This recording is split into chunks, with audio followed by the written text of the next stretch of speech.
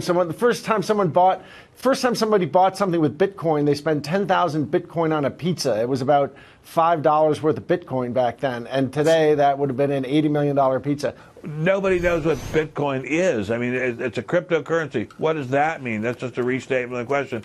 Because the real question is not how high can Bitcoin go. The real question is how low can fiat currency go.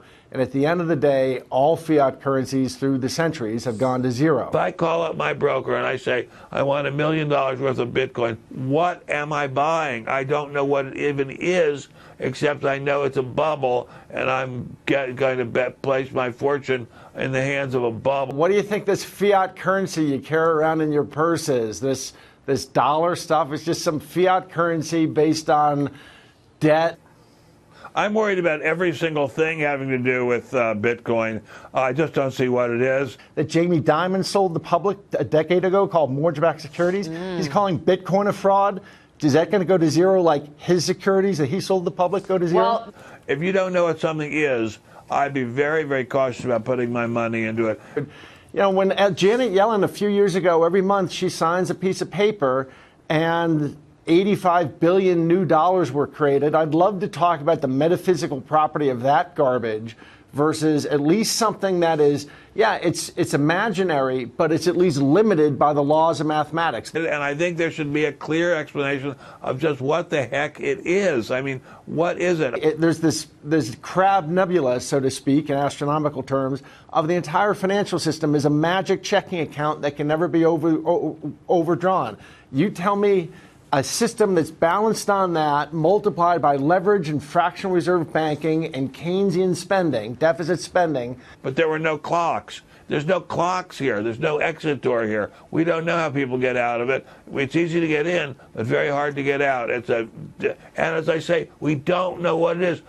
Well, 80 to 100 years ago, it took you $35 to buy 1 ounce of gold. Now it takes you $1,200 and 800 pounds to buy 1 ounce of gold. So wouldn't you say that the gold has gone up and the dollar and the pound have collapsed against the gold? They have collapsed.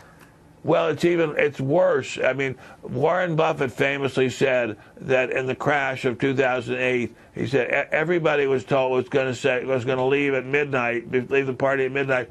Of course, the United States has had this incredible edge since World War II. Our currency is the reserve currency. We get to print what the world currently accepts as a reserve currency. Well, maybe that's not going to last forever. You know, in the long term, the value of all fiat currency has gone to zero. And I don't like the idea of that. I mean, we already have a very highly overvalued stock market. The cryptocurrency thing, it just sounds like bubble on top of bubble. Based on the surplus taxing authority of the U.S. Treasury, of which I assert there is zero. Now, look, China is such a big, rich economy, they can absorb it.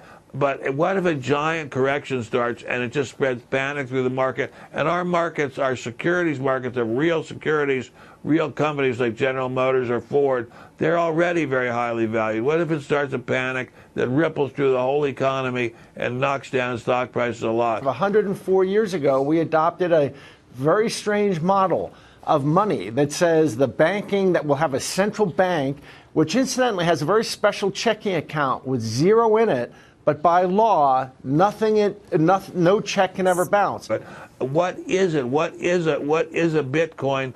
But I think this whole thing is the bubble of bubbles. I'd be very cautious about it. Maybe I'm going to be proved totally wrong. I have been proved totally wrong in the past.